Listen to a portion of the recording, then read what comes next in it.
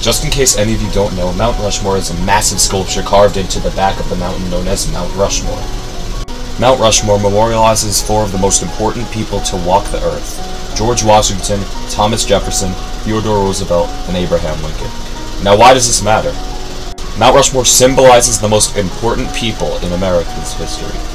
So, for a bunch of different things, people have done Mount Rushmores of franchises, or any other shows, and it's basically where you go through and you take the 4 most important, faces of that franchise. So, surprisingly, no one's ever done it with Dragon Ball, so I'll be the first. This is the Mount Rushmore of Dragon Ball.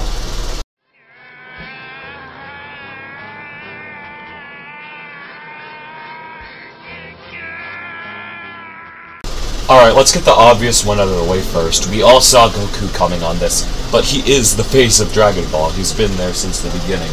So, we're gonna make his explanation quick, considering we got other people to go through. Goku has been important ever since the first episode. This show is always based around him.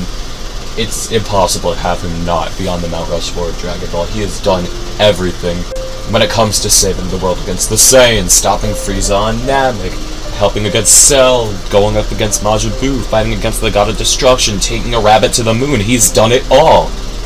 Goku is the main character of Dragon Ball. Pretty much everything revolves around him. Of course he was going to make it onto the Mount Rushmore, which, it's not a bad thing, but it was predictable, so let's move on to the other ones. You are a fool! I am going to crush you and throw you into the wind!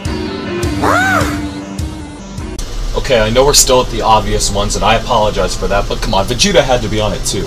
He's been extremely important ever since the start of Dragon Ball Z, when he was brought in as a villain and made the slow transition to the anti-hero to the hero we know him as today, Dragon Ball Super. Vegeta's character changed drastically over the years. His character development, relatability, and just him being a badass character made him the most popular Dragon Ball character of all time. How could I not put him on the Mount Rushmore of Dragon Ball? Vegeta's my favorite. He's probably most of your favorites out there. And he deserves to make it on there along with Goku. Now let's move on to the more unpredictable ones.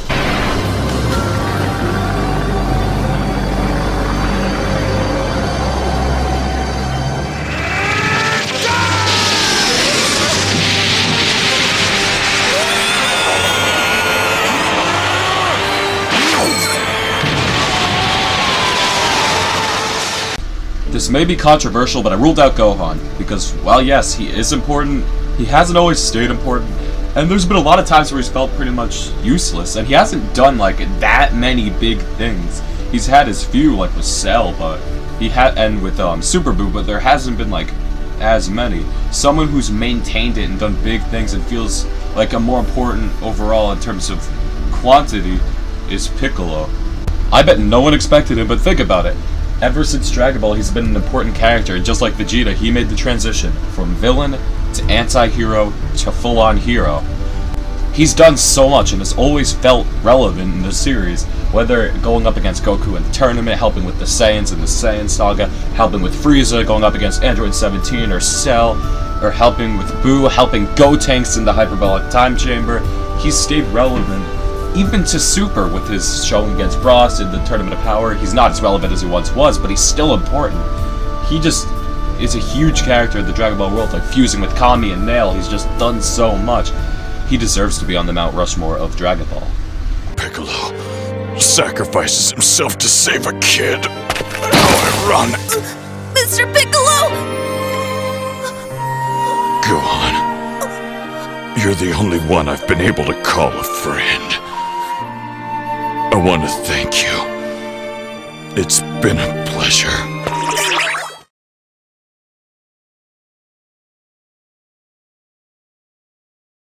Now for the 4th pick.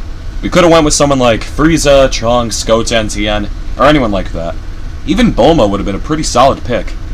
But I picked the most important Dragon Ball character. One that would probably not be expected. And without him, the series wouldn't even be Dragon Ball. Let's do this, guys!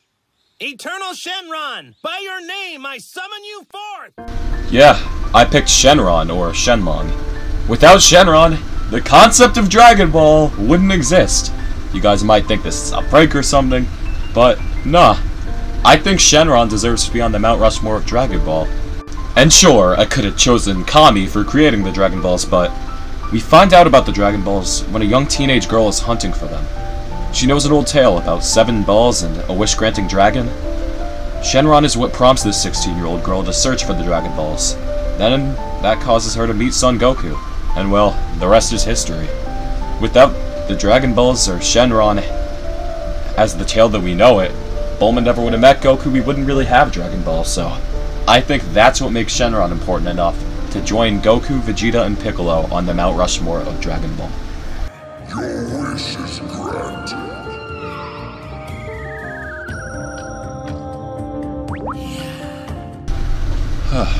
This video was hard to make. Leave your own versions in the comments. But yeah, I'm back, uploading daily. Hope you guys liked the video. It's something kind of new from me. Hope you liked the thumbnail. I was pretty proud of it. I made it myself. But yeah, leave your own list down below. The daily streak is going to continue tomorrow. A new video will come tomorrow. Try to get this video to 50 likes. That'd be cool. But yeah, we're going to get way bigger this year. Thanks for the support on episode 58. I've been Jack for the site saying I will see you in the next upload. Goodbye.